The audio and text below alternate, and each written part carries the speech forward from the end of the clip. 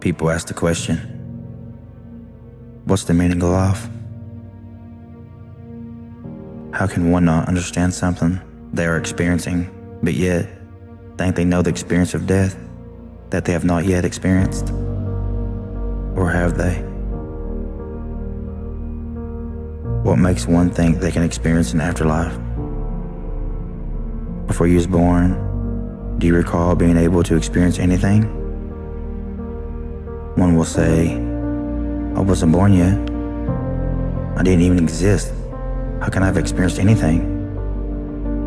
Could you not say the same thing about death? Then that sparks the question of, when did your existence begin? Was it in the father's seed, your mother's egg, the womb? If so, what trimester? Your grandparents' seed, your great-grandparents? We can go on and on and on down the family tree. Or when we're born, there's a time frame we cannot recollect. Around the ages of 2 or 3, sometimes later, depending on the individual. But you was alive and well, and your parents took care of you because you was simply helpless. Does one consider themselves dead during that state, since there's no recollection of the events that happened at the time? Why do you think you will experience anything after death? Maybe because you was conditioned to believe so.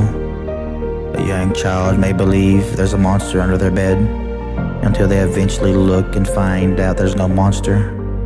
The thought only emerged in the child's mind because someone simply planted the thought or the idea in the child's mind. Or maybe the child observed it somewhere else. Maybe the media of some sort. Is the state of death and the state before birth the same? You can't have life without death.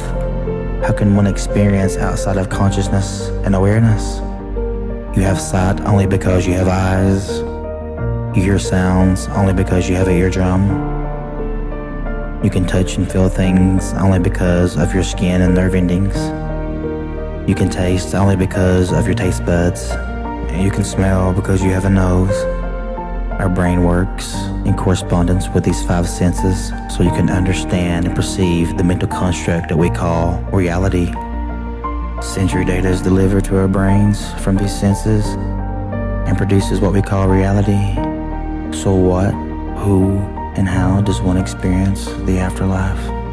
When you go to sleep and you're in the dream state and you dream about the wildest things, who and what is experienced in the dream? Who is the witness? Look at an object, then close your eyes and imagine that object. How did you see that object while your eyes was closed? When you talk to yourself without saying a word out loud, what said it and what ears heard it? Is this the senses we are stuck with after death? How can one identify their self with the body? The body dies.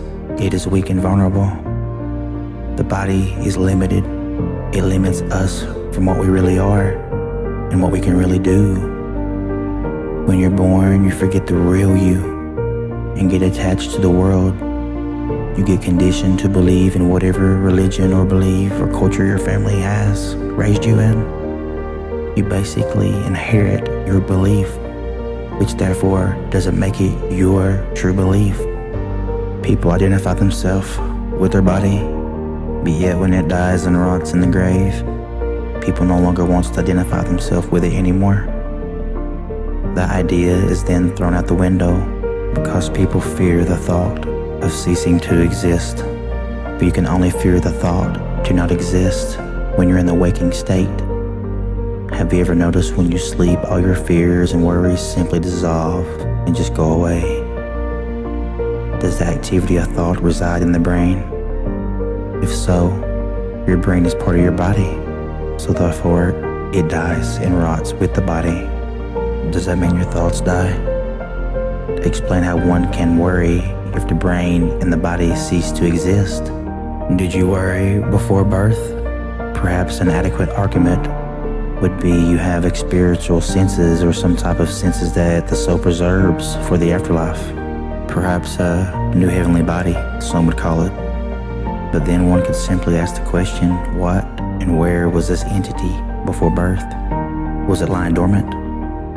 Why does the self all of a sudden exist after birth and then become immortal only after being born into the limited body that people temporarily identify themselves with? Do you ever think for yourself? Or do you let people think for you?